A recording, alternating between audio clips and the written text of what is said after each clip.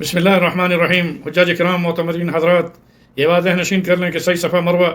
یہ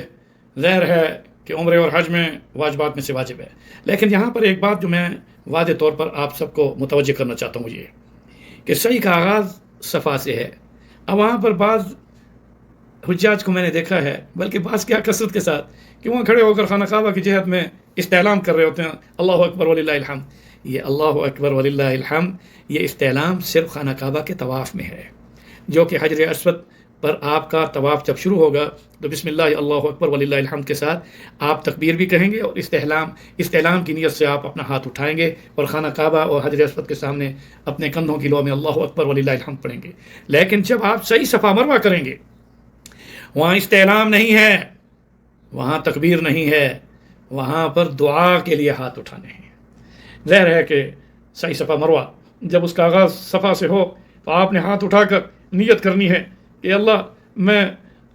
عمرے کی واجبات میں سے صحیح صفا مروہ کی نیت سے یہاں سے صحیح شروع کر رہا ہوں، میری صحیح کو آسان بھی فرما، قبول بھی فرما۔ اسی طرح سے جس وقت وہ یہ نیت کر لے گا تو سب سے پہلے اپنی زبان پر لائے گا لا الہ الا اللہ، لا الہ الا اللہ، لا الہ الا اللہ وحدہ لا شریک لہ، لہ الملک ولہ الحمد وہو علی کل شیء قدیر، لا حول ولا قوة الا باللہ، لا الہ الا اللہ، لا الہ الا اللہ وللہ الحمد، اور پھر دعا مانگے۔ اسی طرح سے وہاں تحلیل بھی ہے، اس ذکر میں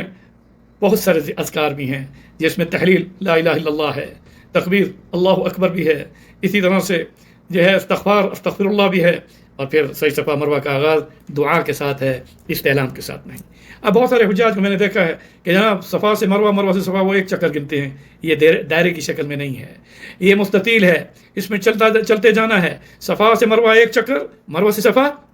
دوسرا چکر، پھر صفا سے مروہ تیسرا چکر، پھر مروہ سے صفا چوتھا چکر، پھر صفا سے مروہ پانچواں چکر، پھر مروہ سے صفا چھٹا چکر، پھر صفا سے مروہ یہ ساتواں چکر ہوگا۔ سفر یعنی اس کی سعی شروع ہوئی صفا سے، سعی اس کی شروع ہوئی صفا سے، اور اختتام چکر ہوا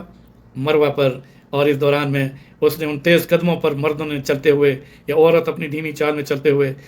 رب اغفر وارحم وانت خیر الراحمین، اور کئی دعائیں جو دعا اس وقت دوڑتے ہوئے مانگیں اور ذکر کی کثرت کریں، جو کہ اللہ تعالیٰ نے